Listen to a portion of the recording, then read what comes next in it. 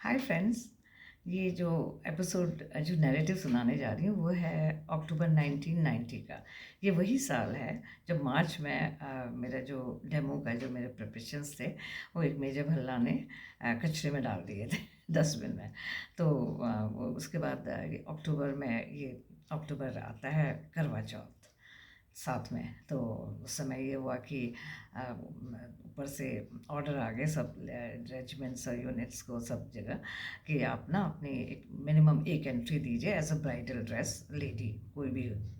आप एक bridal entry होगी और एक होगा पूजा। ये कंबाइंड जो नीचे बैठ के थाली पास एक दूसरे को दी जाती है पास करके। और तीसरी होती है तीसरा होगा कथा, कहानी कौन सुनाएगा करवा चौथ की। तो तीन थे उसमें। तो खैर कथा ही मेन था और एक ब्राइडल का था। बाकी पूजा तो कंबाइंड था तो उसमें तो कोई प्राइज़ नहीं था, पर इन दो में प्राइज़ का बताया गया कि बेस्ट ड्रेस जो ब्राइड होगा होगी उसको मिलेगा, और साथ में जो कथा सुनाएगा उनके लिए प्राइज़ थे। दो प्राइज़ रखे गए। अब हमारे यूनिट से एंट्री कौन दे, तो मैंने कहा मिस भल्ला को करो। मैंने कहा पिछले बार आई थिंक वो इसीलिए वो उन्होंने मेरा फेंकवाया कि उनको लगा कि मिस भल्ला से पूछा नहीं गया था। तो मैंने कहा मिसेस भल्ला से बोलो। तो मिसेस भल्ला से कहा गया कि आप करो एंट्री के लिए, आप ब्राइडल एंट्री होगी। तो शी रिफ्यूज़ड, उनका नहीं, मेरे को नहीं करनी। और बात घूम फिर के आखिर मेरे पे आ गई। तो मैंने कहा कि वो तो ठीक है मैं करूँ, लेकिन मैंने कहा मैं अच्छी लगूंगी क्या। मैंने कहा मेरी दो बेटियां हैं, स्कूल जा रही हैं, छोटी हैं। और मैंने कहा मतलब मैं अच्छी लगूंगी क्या। मैंने कहा वहाँ तो यंग गर्ल्स होंगी, न्यूली मैरिड्स होंगी, मैं उनके साथ कैसे compete करूँगी। तो लेकिन किसी ने मेरी एक नहीं सुनी, कहा था नहीं तू कर ले, बस तू कर लेगी।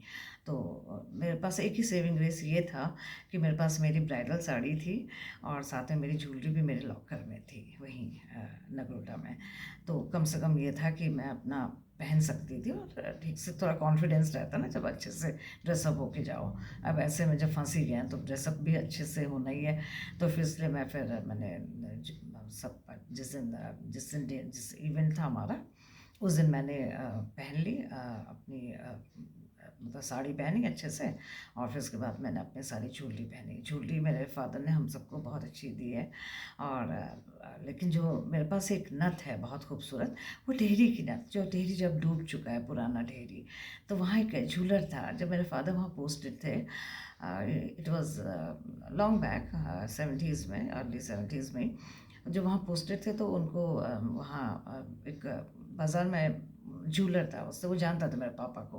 तो उसने बोला, कहा साहब आ जाए बैठिए थोड़ा। तो पापा गए तो उसने कहा कि साहब मैं राजाओं की वो असल में राजा का जूलर था वो, वहाँ के टेहरी के जो राजा थे, और रानियों के लिए ज्वेलरी बनाता था, राजकुमारियों के लिए। तो उसने बोला कि अब मैं जा रहा हूँ क्योंकि अब तो ख़त्म हो गया, अब कोई बनाता नहीं है, राजा भी नहीं रहे ना रानी, अब तो सब अपना है। तो उनका तो अब मैं मेरा कुछ बिजनेस रहा नहीं और ज्वेलरी के भी ऑर्डर नहीं आते उनकी तरफ से, तो अब मैं अपना बंद कर रहा हूँ। तो पर मेरे पास दो नथ हैं जो टेहरी के राजा रानियों के लिए बनाई थी मैंने, और हैंडमेड है, बहुत खूबसूरत है, आप देखिए। तो मेरे पापा ने देखा सच में बहुत ही खूबसूरत थी वो। तो उनमें से पापा ने एक जो ज़्यादा जिसमें थोड़ा डिफेक्ट, एक में थोड़ा सा कहते हैं डिफेक्ट था, दूसरी सही थी बिल्कुल, तो वो ले लिए। उस समय जो उस नथ की जो उन्होंने कीमत दी वो हैंडमेड थी। It was more than 20 grams, 2 तोले से ऊपर थी। और उस समय सेट आ जाता था उतने में एक, जिस जो उसका दाम दिया गया था, मेरे पापा ने जो उसका पे किया, उन्होंने मेरे को ख्याल में रख के वो नथ ले ली। और फिर उसके बाद वो लेके आए तो सच में हैंडमेड बहुत ही खूबसूरत। अब तो खैर आजकल बाज़ार में तो उसकी बहुत डुप्लीकेट्स में तो भी क्रूड सी बनती हैं वो, लेकिन उसकी जो बात है वो तो अलग ही थी। तो फिर वो नथ मेरे पास थी, मतलब सभी की ज्वेलरी थी। तो मैंने नथ पहन ली और अपना एक जड़ाऊ मांग टीका जो बहुत खूबसूरत था, वो भी मेरे पापा ने बहुत शौक से ख़रीदा था। वो तो बनवाया नहीं था पर ख़रीदा था, बहुत खूबसूरत था। वो भी पहन लिया, अपना सेट पहन लिया हैवी सा, और हाथ में जो भी पहनने थे सब पहन लिए। और फिर उसके बाद मैं हम लोग सब लेडीज़ चोंगे में बैठ गई, सब 4-5 हम लोग बैठ के। अब वो सब कह रहे अच्छी लग रही, अच्छी लग रही। मैंने कहा मैं जो भी मेरा मतलब अजीब सा लग रहा था। अब वहाँ पहुँचे हम लोग, तो जैसे एंटर किया हमने ऑडिटोरियम से पहले एक लंबा सा रूम था और उसमें ढेर सारे मिरर्स लगे थे। तो मैंने देखा वहाँ की जो यंग गर्ल्स हैं, कोई न्यूली मैरिड्स थी 4-5, वो अपने आप को देख रही हैं, दे वर एडमायरिंग देमसेल्व्स, अपना लहंगा ठीक कर रही हैं, अपनी ज्वेलरी ठीक कर रही हैं, सब कुछ अपने को। एंड मैं तो डिमोरलाइज़ हो गई और भी ज़्यादा। मैंने कहा देखो, मैंने कहा मैंने कहा अच्छा लगेगा यंग गर्ल्स के साथ मेरे को बीच में। अब तो कहते हैं अब क्या कर सकते हैं, कुछ नहीं करा जा सकता क्योंकि एंट्री तो होनी होनी थी, उसके बिना तो गुजारा नहीं था किसी का भी। तो फिर खैर जो भी है, फिर हम लोग अंदर बैठ के फिर उसके बाद धीरे धीरे लेडीज़ भी आई बाकी, फिर उसके लास्ट में जीओसी की वाइफ आई, वो फ्रंट रो में बैठ गई। बट नेचुरल फ्रंट रो में बैठना होता है। तो फिर उसके बाद हम लोग उसके बाद हमारा रैंप वॉक शुरू हुआ। करीब 20 के करीब हम लोग एंट्री थे सब लोग। अब मतलब मैं तो मतलब हाफ हार्टेडली कर रही थी क्योंकि मुझे पता था कि मतलब अजीब सा लग रहा था मेरे को, कभी किया नहीं था पहले फ्रैंकली। तो बड़ा अच्छा सा नहीं लग रहा था, लेकिन मैंने एक बात नोट की कि मिस जीओसी की जो नज़रें मेरे पे टिकी हुई हैं लगातार, और वो मेरे को देख रही हैं। और खैर हो गया, उसके बाद बैठ के पूजा का जो थाली एक्सचेंज करना पूजा होती है वो भी हो गई। उसके बाद एक बहुत स्मार्ट सी एक सीईओ की वाइफ थी, बहुत ही कर्नल थे वो कोई, और हमारे जान पहचान के भी थे। तो उनकी वाइफ ने बहुत सी कथा सुनाई और हो गए, सारा ये फंक्शन हो गए, तीनों स्टेप हो गए। उसके बाद मिसेस जीओसी स्टेज पे आई। उन्होंने प्राइज़ डिस्ट्रीब्यूशन के लिए, तो उन्होंने पहले बोला कि ब्राइडल ड्रेस में मेरा नाम। और मैं धक से, मैंने कहा ये क्या हुआ? और